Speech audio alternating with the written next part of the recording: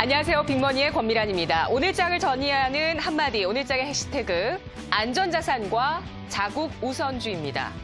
새로운 이슈가 아닙니다. 지난해부터 지금까지 계속되어 가고 있고요. 자국 우선주의가 강화되었을 때 주식은 내려가고 이것이 조금 약화되었을 때 주식은 올라가는 그러한 움직임들을 그동안 계속해서 보여왔는데요.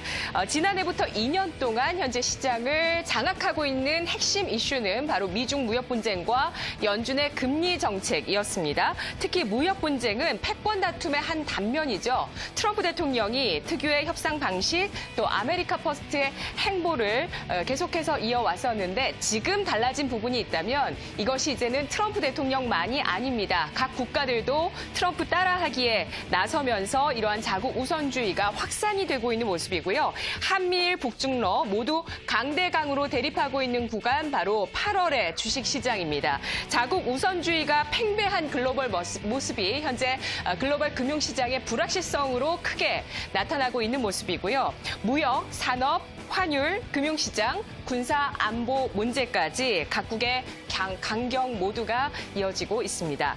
금융시장에서는 이제 8월 들어서 안전자산의 강세가 심화되고 있는, 강화되고 있는 모습인데요. 그래프를 보시면 올해 들어서 1월부터 7월까지의 수익률은 회색, 그리고 8월의 수익률은 파란색으로 표현하고 있습니다. 8월 들어서 현재 수익률 베스트 6 자산을 보시면 금과 미국의 10년물 국채, 그리고 일본의 엔화, 또 독일의 10년물 국채, 글로벌 회사채, 영국의 10년물 국채가 올라와 있습니다.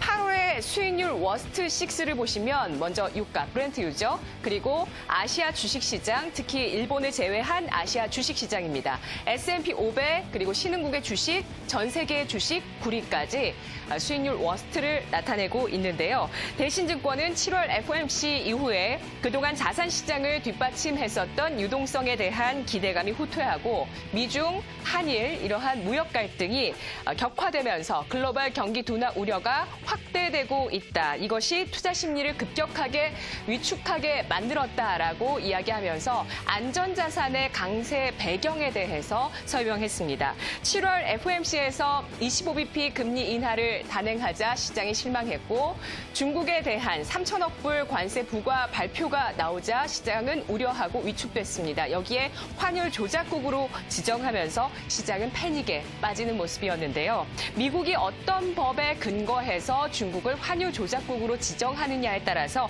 그 제재 조치도 달라집니다. 이번에 중국 환율 조작국의 지정은 종합무역법에 의거하는데요. 이 법의 기준과 제재 내용이 불확실하다, 좀 애매모호하다는 부분들이 지적이 되고 있습니다.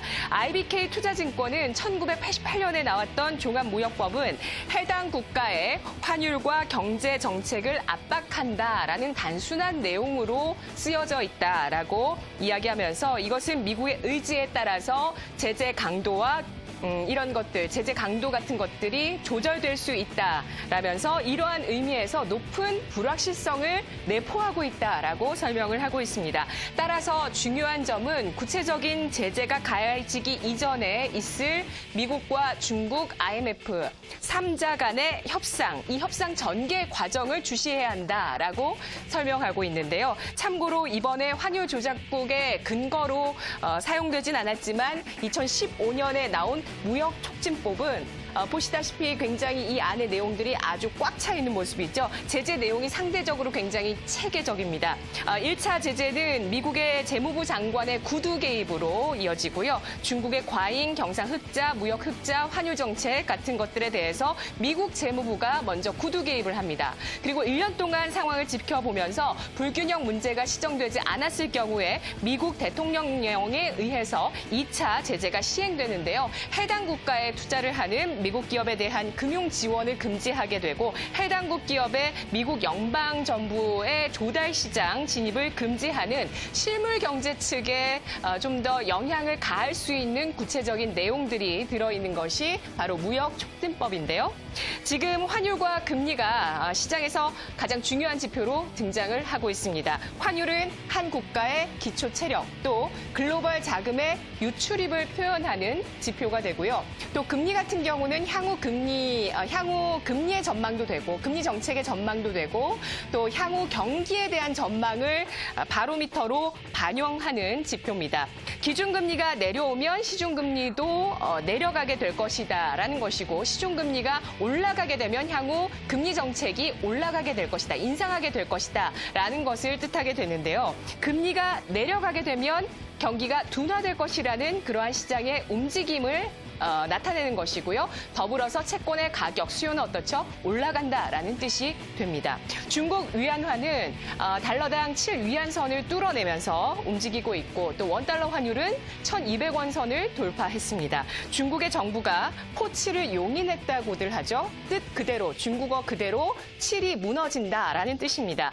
중국의 경제와 금융시장에서 사용하는 용어인데요. 미국 달러 대비 위안화 가치 7위안선은 중국 정부가 위안화의 가치의 마지노선으로 보는 영역입니다. 이것을 중국 정부가 허용했다는 것입니다. 대신증권은 외환시장의 높아진 변동성이 단순하게 투자심리 차원의 급등락은 아니다라고 보고 있는 이유가 달러 같은 경우 현재 급격하게 강세가 수반되지 않으면서 신흥국가들의 통화가 약세를 보인다는 점 이야기하고 있습니다. 즉 신흥국 자체의 펀더멘털에 대한 문제와 우려감들을 환율시장에서 반영을 하고 있다 이렇게 판단하고 있는데요. 다시 말해서 원화 가치의 하락은 수출과 내수의 동반부진 그리고 일본과의 갈등으로 인한 성장률 하향에 대한 우려감들, 한국 경제의 펀더멘털을 반영하면서 또 최근 들어서는 위안화 약세와 굉장히 연동되고 있는데요. 이렇게 중국 경제와의 경제적 연관성을 굉장히 크게 드러내고 있다라고 이야기하고 있습니다. 중국 역시 자국의 경기 둔화가 위안화 약세 압력을 높이고 있는 형국이라고 이야기하면서 금융시장, 즉 센티멘탈과 또 경기 상황, 펀더멘털 이 두 가지 모두 원화 약세를 가리키고 있기 때문에 현재 원달러 환율 1,200원 선은 이 선에서 계속해서 레벨을 유지할 가능성이 높겠다라고 판단을 하고 있습니다. 더불어서 시장은 앞으로 유동성, 그러니까 금리 정책에 대한 기대 심리보다는 앞으로 무역 분쟁의 불확실성이라든지 글로벌 경기 둔화 우려에 더욱더 민감해지는 장세를 예상하고 있는데요. 단기 트레이딩에 자신이 없다면 관망을 하고 단기 트레이딩에 자신이 있다면 변동성을 활용해서 또 매매를 하실 수가 있겠죠. 현금을 확보하면서 포트폴리오에 현금 자산 그리고 위험 자산, 안전 자산을 균형 있게 가져가셔야 되겠습니다. 어떤 자산이든 고점 매수는 철저하게 배제하셔야 되겠죠. 이 시각 시장 상황 알아보겠습니다. 김도원 아나운서입니다.